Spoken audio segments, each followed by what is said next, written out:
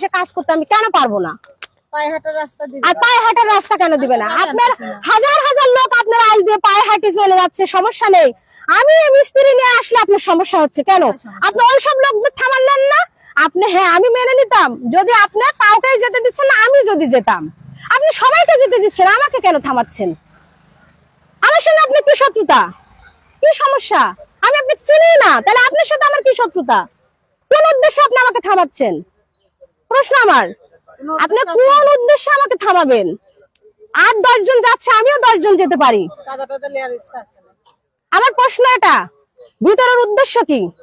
কোন উদ্দেশ্য আপনার ভিতরে? এখানে কি আমার সবাইকে ঘুষ দিয়ে কাজ করতে হবে? আমি এটা জানতে চাচ্ছি, আমার কি সবাইকে ঘুষ দিয়ে কাজ করতে হবে? আমাকে ইট নিয়ে আসতে দিবে না, আমাকে হাইটে আসতে দিবে না, আমাকে কিছু করতে দেবে না। এক কথা টোটালি আমার কাজ বন্ধ। আজকেও তার মা এসে বলে, আজ থেকে 3-4 দিন আগে, ওই আমি যখন বালু নিছি 15 দিন আগে, তখন বলে যে আমার মিস্ত্রি বলে বাইরে পা ভাঙিয়ে দিবো এমনি যদি হাইটে যাও, বাইরে পা ভাঙিয়ে দিবো মিস্ত্রি বলে। তখন মিস্ত্রি করছে যে আপা আমরা গন্ডগোল করে এটা করবো না। আমি বললাম থাক বাদ থাক। আমার 2 দিন মিস্ত্রি তুলে দিয়েছে, 6টা মিস্ত্রি আমি এমনি এমনি টাকা দিয়ে দিছি। 6টা মিস্ত্রি, তারা তো গরিব মানুষ আসছে, আমি টাকা দিয়ে দিছি গেল। আমি আবারও আজকে তারা 20 দিন সময় নিয়েছিল একটা জমির বিষয় নিয়ে। হ্যাঁ, তারা 20 দিন সময় নিয়েছিল যে 2.5 শতাংশ জমি নিয়ে ঝামেলা। আজকে 2 মাস পর আমি আবার এখানে আসছি, আসার পর আজকে তার মা আবার এসে বলে মিস্ত্রি তুলে দেন, মিস্ত্রি তুলে দেন আপনি। আমি বললাম না, আমি মিস্ত্রি তুলবো না। আপনি সেই দিন আমাকে একই কাজ করেছেন, আজকেও যদি আপনি একই কাজ করেন আমিও তাই করব। কারণ আমি কয়দিন আপনার এই একই অন্যায় অত্যাচার সহ্য করব?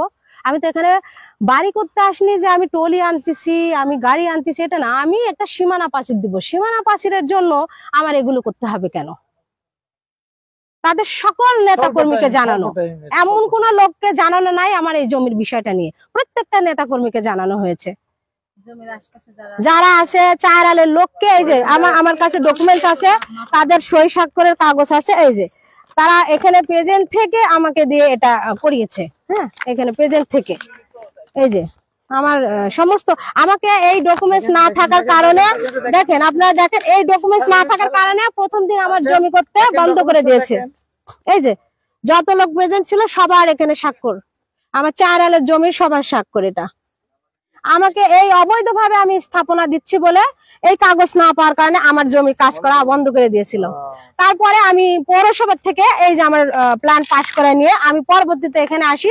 কারণ আমি বলেছি যে আমার টাকা, আমি এই বাড়তি মাথায় করে ইয়ে নিয়ে আসতেছি, বালু নিয়ে আসতেছি, মাথায় করে ইট আনতেছি। আমার প্রসঙ্গ হলো যে আমি তো কারো ক্ষতি করে আনতেছি না, তাহলে আমার সেই জিনিসটা আমাকে করতে দেয়া হচ্ছে না কেন? এখানে প্রত্যেকটা নেতা কর্মীকে তাদের অনুমতি নিয়ে আমাকে কাজ করতে হবে।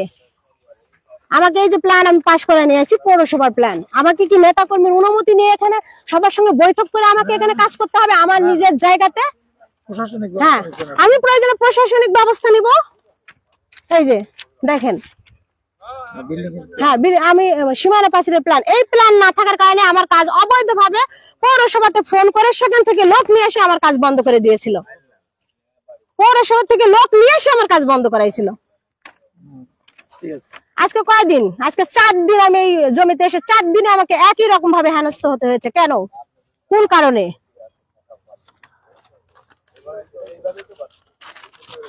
কেন? এটা কিসের জন্য হবে? আমার প্রসঙ্গ হচ্ছে এটা কেন হবে? আমি কি স্বাধীন দেশের নাগরিক নয়? তাহলে আপনি কি চাচ্ছেন এখন? আমি আমার জায়গাতে আমার স্থাপন দিতে চাচ্ছি, আমার জায়গাতে আমি সীমানা প্রাচীর তুলতে চাচ্ছি। আমি আপনি 1 মিনিট এখানে আমার ইয়েটা দেখেন যে কতখানি আমি জমি ছেড়ে দিয়ে আমি কাজ করতেছি, কতখানি। ওনার একটা গাছ কাটা পড়বে, সে গাছটা আমি ছেড়ে দিয়ে কাজ করতেছি।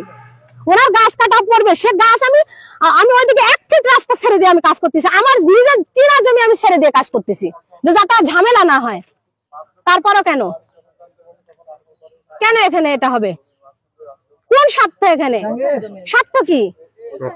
ডকুমেন্টস নিয়ে আপনার সঙ্গে কথা বলি, আমি আনলিগেল নিয়ে আসবো না। ইনারা প্রথম বক্তব্য এসে যে আপনি যে জমিতে কাজ করতেছেন আপনি কি চারপাশের লোকেকে জানিয়েছেন?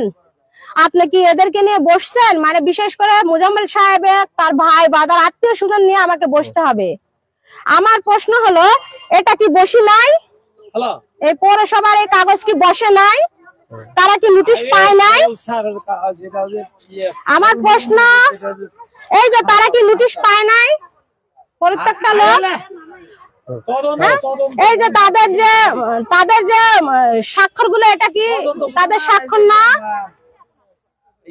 তারা কি জানে না আমি এখানে কাজ করব? তাহলে এই ছাড়া কোন কারণে আমি তাদের সঙ্গে বসবো আমি জানতে চাচ্ছি। এই ছাড়া কোন কারণে তাদের সঙ্গে বসে আমার জমিতে সীমানা পাঁচিল করতে হবে? আপনারা পাঁচিল করতে কি কেউ বাধা দিচ্ছে? হ্যাঁ। কেন দিচ্ছে নাম বলেন? এটাই তো এখানে এই যে এরা আসছে, এরা সবাই আমার কাছে কিছু ডকুমেন্টস আছে, আমি ভিডিও করে নিয়েছি। আমি তাদের কথাবার্তা, তাদের সমস্ত কিছু ভিডিও করে নিয়েছি এবং তারা এখনো এখানে প্রেজেন্ট আছে। আরো বহু লোক ছিল এখান থেকে চলে গিয়েছে। এখানে মুজাম্মেল সাহেব সহ আরো অনেক ছেলে পেলে এখানে এসে আমার এই সীমানা পাঁচিলে বাধা সৃষ্টি করছে। কেন? কি বলে প্রশ্ন আমার।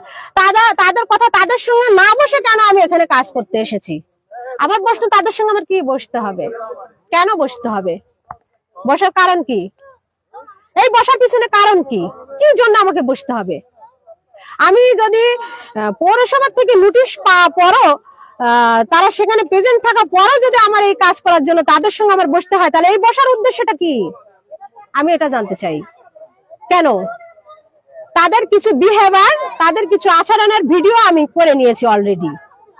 আপনারা চাইলে সেটা প্রুফ করতে পারেন, সেটা তাদের কাছ থেকে আপনি জানতে পারবেন তাদের উদ্দেশ্য কি।